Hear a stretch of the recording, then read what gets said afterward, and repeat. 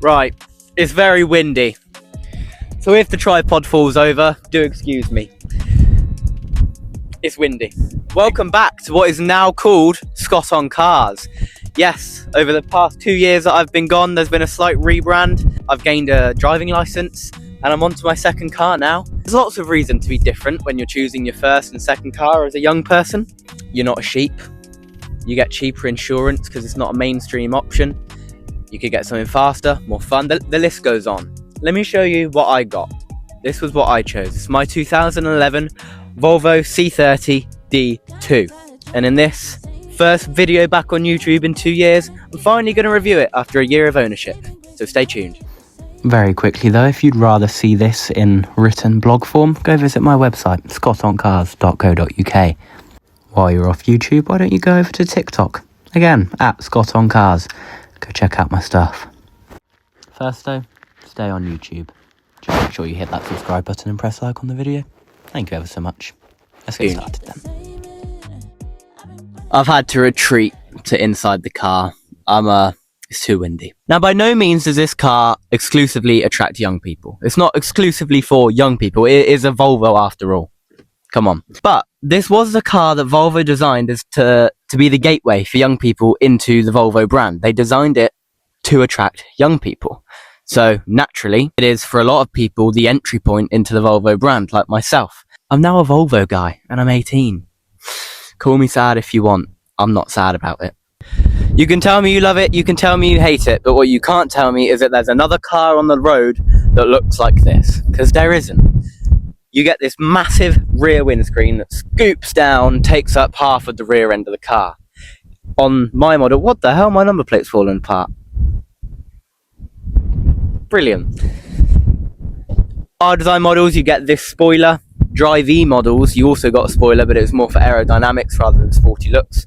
Again, our design models only, you got this nice sporty diffuser that does nothing. And you got dual exhaust ports on the cars with better engines. Mine isn't one of those cars. I'll let you into a little secret there. You do get these lovely Volvo tail lights that go the whole way up the car and make it weird, but undeniably Volvo. Which is why I love it. I like cars that are weird. That's what I love about cars. I don't want something that you see every day on the road.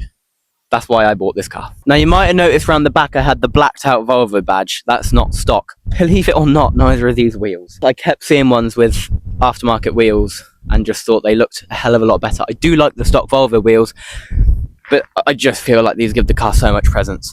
Let's ignore the fact that I have a missing centre cap and just focus on the beauty of this car's side angle, because this is where the car is at its most glorious.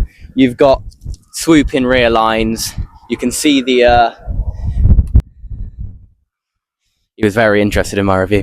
You can see the spoiler, which just gives it a hell of a lot more presence again, but it is just the arches like this, that when you're looking in your mirrors, you see that and you think you're driving a sports car. It makes you feel good. I love looking in the mirrors of this car. In fact, it was probably done on purpose by Volvo to make it more safe, because that's the sort of thing they do, isn't it? It's definitely the front of this car though that I love the most. I mean, just look at it. It's aggressive, it's elegant, it's classy, and it's just all out nice. I got the facelift model, which means you get these nice pointy angular headlights that give it a lot more aggression. I think the pre-facelift cars also looked really good. I do prefer a facelift though. We then got the honeycomb grille, which I think again makes it look more sporty. I do believe that that kind of grille only came on the R design, but yeah, R design trim I would have to go for, because I think without it, it looks weird and not cool, but with it, it looks weird and cool, which is the perfect combination for a car's exterior, in my opinion. I've got the LED DRLs. You could get it with fog lights, but again, I think having those DRLs on in the daytime gives it a lot more presence and just makes the front of this car look quite menacing. People do move out of my way.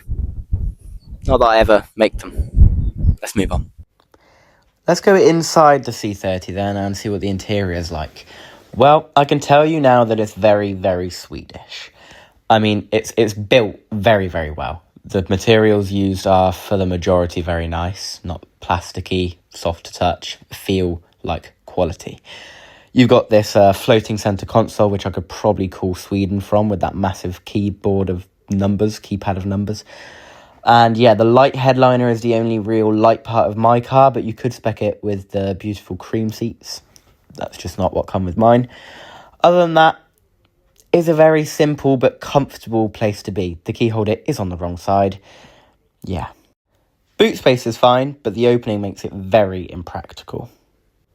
The rear seats themselves are very, very comfortable, but the amount of space on offer for your legs means that you cannot be comfortable. So after 1 year, what has gone wrong with my C30? Well, considering it is, in essence, a high-ish mileage diesel Peugeot engine, not that much. I'm quite impressed. So I've covered 15,000 miles in 1 year, and aside from general maintenance in that time, I've had a turbo boost pipe go, which was 100 quid, a DPF issue with the sensor, so it wasn't actually the DPF having a problem, it was just an electrical issue with the sensor. And other than that, it's just been general maintenance. Oh, and a bolt on my drive shaft went. But other than that, general maintenance, and the car has been fine. Now, if you want better reliability and you need a diesel, then I recommend you go for one of the D3 or D4 models. Now, these came with the infamous Volvo 5-cylinder block, which means it's a lot more reliable, and you still get 50 plus mpg and a lot more power as well. So it is a win-win situation with the D3 and the D4. It just means, obviously, for me, it would have been a bit more insurance. The range topper was the T5, again, infamous model, much more famous than the D3 and D4. Not a lot of people know that they did a 2-litre diesel in a 5-cylinder form. That actually means that car sounds quite good. But yeah, the T5, that came with the 2.5-litre turbo petrol that is used in a lot of Volvo models and in the Focus ST, and then a tuned version of it in the Focus RS. So it really is a cracker of an engine. How does my C30 D2 though fare on the road? Let's find out. I say let's find out like I haven't been driving this car 15,000 miles and for 1 year and I know exactly what it's like, but let's find out. Okay, first thing to note is that the turning circle is abysmal. This is a small, I say small, it's a medium-ish hatchback. And if you ever want to do a U-turn, I'd give up hope there. There is no such thing. It's a 3, 4, 5 point turn. It does also mean that combined with the quite wide stance of the car, parking isn't the easiest. It's not quite as easy as it should be for a hatchback. It's not a difficult car to park, but something like a Ford Focus or a Volkswagen Golf, I'm sure, is a lot easier. When you start to pick up speed, the car is good until you hit something like this. I mean, any form of pothole or uneven road surface, I mean, this is beautiful right now, but any form of uneven road surface and you get jolted into the next county. And that's also what makes the car not so great around town. It can't deal with things like speed bumps and potholes. I'm sure that would be a bit different if you went for non-R design models, but because this is an R design, I do have that extra firm suspension. But yeah, that does mean that chuck it around some corners. I mean, you can just go around any corner at any speed. It is a Ford Focus under the skin, so the handling is there. What Volvo have done is made the steering quite, I mean, I'm moving, but the steering is quite numb, the steering is quite vague. But it is an involving car to drive. It could be better. It could be better. Now, as I've said, this is the 1.6 litre diesel engine, also known as the D2, because mine is a facelift. And what that means is that it is a 1.6 litre diesel from PSA, Peugeot, Ford, that makes 115 brake horsepower. Mine has been touched slightly, so it may be a little bit more than that, not much. But even before that, it was great on fuel. It's even better now. And it had enough pulling power. Like you could overtake safely. You could could get, you never left yourself thinking, oh no, this isn't enough.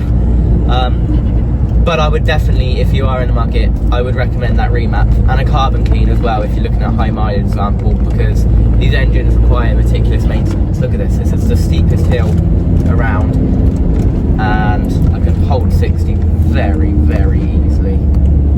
Beautiful. I mean, it does any job that you ask it to, this car. Throw it around any corner, chuck it up any hill, be economical, and that's why I love it, because it is, for the want of a lesser used cliche, a perfect all-rounder. Now, on the motorway and on a long distance cruise, it's not the most refined car in the world, I'll have to say that, but the seats do an absolutely excellent job at keeping you comfortable. So turn up the stereo, relax in your seat, ignore that it is not bad, the noise isn't overwhelming, like it's better than a Toyota Aygo. See, there we are again.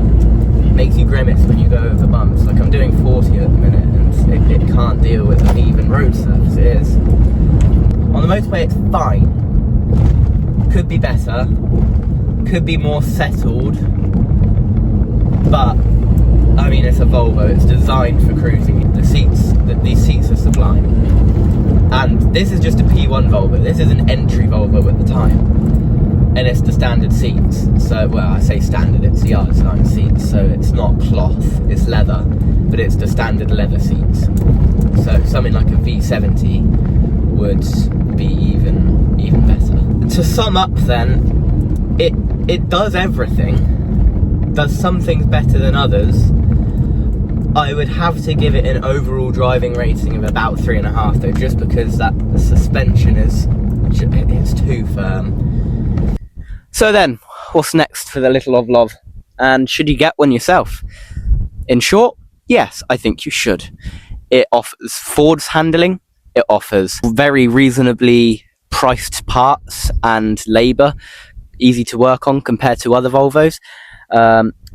But you get all of this Ford equipment wrapped in a safer and more luxurious guise from Volvo. And it also means that you get cheaper insurance for younger drivers. I'm just listing things here. What's not to love? It's difficult to find, other than that harsh ride. Personally, I'm going to probably keep this till it dies. I just hope that soon enough I can have a little companion to join it on the driveway. But until then, this is my car. I love it, and I think you should get one too. So thank you very much for watching. Like I said at the start, do go and check out my new website, scottoncars.co.uk. Go check out my TikTok. I've got a hell of a lot more people on there that like me, so maybe you will too. Subscribe, like, share me around, and yeah, on to the next one. A little preview of what's to come next. It's another one of these, not a C30 though. It's also black, but it's got a much bigger engine. I'll see you then.